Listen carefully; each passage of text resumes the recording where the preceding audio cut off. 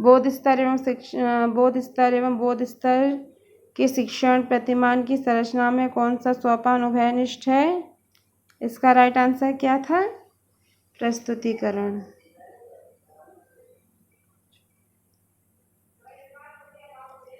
Next question है, निम्न में से किस सिद्धांत को पुनर्बलन का सिद्धांत भी कहा जाता है? किसको ये सिद्धांत दिए गए, इनमें से किसको पुनर्बलन का सिद्धांत कहा जाता है? शास्त्रीय अनुबंधन सिद्धांत को पुनर्बलन का सिद्धांत कहा जाता है, या ऑप्शन बी उद्दीपक अनुक्रिया सिद्धांत को पुनर्बलन का सिद्धांत कहा जाता है, या ऑप्शन सी सूचका सिद्धांत को पुनर्बलन का सिद्धांत कहा जाता है, या ऑप्शन डी है क्रिया प्रसूत अनुबंधन सिद्धांत को पुनर्बलन का सिद्धांत कहा जाता है? बताइए, निम्न में से किस सिद्धांत को पुनर्बलन का सिद्धांत कहा जाता है? आपका राइट आंसर है क्रिया प्रसूत अनुबंधन सिद्धांत को पुनर्बलन का सिद्धांत भी कहते हैं। किसको पुनर्बलन का सिद्धांत कहा जाता है? क्रिया प्रसूत अनुबंधन सिद्धांत। पुनर्बलन का सिद्धांत किसको कहा जाता है? क्रिया प्रसूत अनुबंधन सिद्धांत को भी पुनर्बलन का सिद्धांत कहा जाता है। क्रिया प्रसूत अनुबंधन सिद्धांत को भी पुनर्बलन का सिद्धांत कहा जाता है। राइट। अब क्रिया प्रसूत अनुबंधन सिद्धांत को पुनर्बलन का सिद्धांत भी कहते हैं, आपको ये पता चल गई। अब क्या है फ्रेंड्स, स्किनर ने अपने अधिगम सिद्धांत में ये पुनर्बलन का सिद्धांत किसने दिया है? पुनर्बलन या क्रिया प्रसूत अनुबंधन का सिद्धांत किसने दिया है? स्किनर ने। किसने दिया है फ्रेंड्स? स्किनर ने। स्किनर ने अपने अधिगम सिद्धांत में पुनर्बलन की सर्वाधिक एवं प्रभावशाली भूमिका बताई है। इनके अनुसार पुनर्बलन से तात्पर्य किसी अपेक्षित अनुक्रिया के प्रतिफल के रूप में किसी ऐसे सुखकारी उद्दीपक की प्रस्तुति है जो प्राणी को अपेक्षित अनुक्रिया बार बार करने के लिए प्रेरित करती है। पुनर्बलन से क्या तात्पर्य है? पुनर्बलन से तात्पर्य क्या है फ्रेंड्स? किसी अपेक्षित अनुक्रिया के प्रतिफल के रूप में किसी ऐसे सुखकारी उद्दीपक की प्रस्तुति है।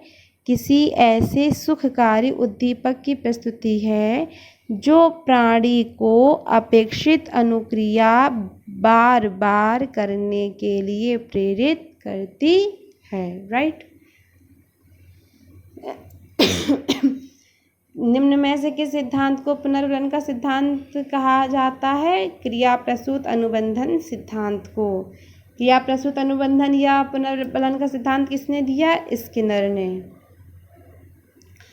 नेक्स्ट क्वेश्चन है, निम्न में से कौन सी अवस्था ब्रूनर के संज्ञानात्मक विकास सिद्धांत का अंग नहीं है? निम्न में से कौन सी अवस्था ब्रूनर के संज्ञानात्मक विकास सिद्धांत का अंग नहीं है? फर्स्ट ऑप्शन है आंतप्रज्ञ अवस्था, सेकंड ऑप्शन है प्रतिबिंबात्मक अवस्था, थर्ड ऑप्शन है संकेतात्मक अवस्था, या फोर्थ ऑप्शन है क्रियात्मक अवस्था।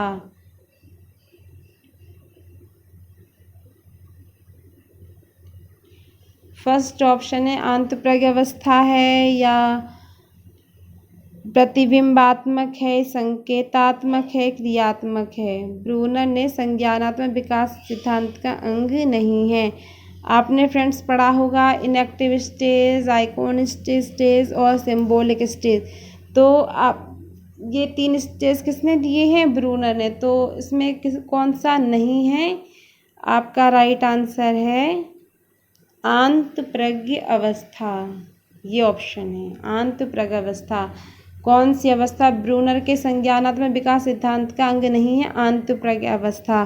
ब्रूनर ने संज्ञानात्मक विकास की अवस्थाओं को 3 भागों में बांटा है। फर्स्ट है फ्रेंड्स फर्स्ट है आपकी क्रियात्मक इनएक्टिव स्टेज, सेकंड है प्रतिबिंबात्मक आइकॉनिक स्टेज एंड थर्ड है सिंबॉलिक स्टेज संकेतात्मक अवस्था। आंतप्रग अवस्था ये किसने दी है फ्रेंड्स? आंतप्रग अवस्था, आंतप्रग अवस्था किसने दी है?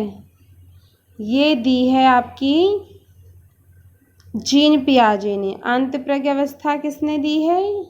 आंतप्रग अवस्था किसने दी है? जीन पियाजे ने। किसने दी है फ्रेंड्स? जीन पियाजे। आंतप्रग अवस्था किसने दी है? जीन पियाजे ने। आंतप्रग अवस्था जीन पियाजे द्वारा बताए गए संज्ञानात्मक विकास के पूर्व संक्रियात्मक अवस्था की दूसरी अवस्था है।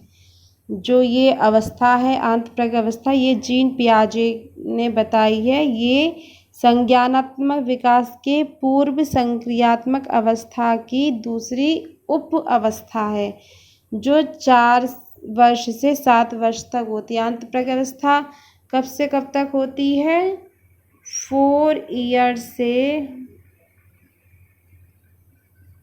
7 ईयर्स तक। 4 ईयर्स से 7 ईयर्स तक आंतप्रग अवस्था होती है। ये जीन पियाजे ने दी है। ये किसका भाग है? कि संज्ञानात्मक विकास के पूर्व संक्रियात्मक अवस्था की दूसरी उप अवस्था है। क्या अवस्था है? दूसरी पूर्व संक्रियात्मक अवस्था की संज्ञानात्मक विकास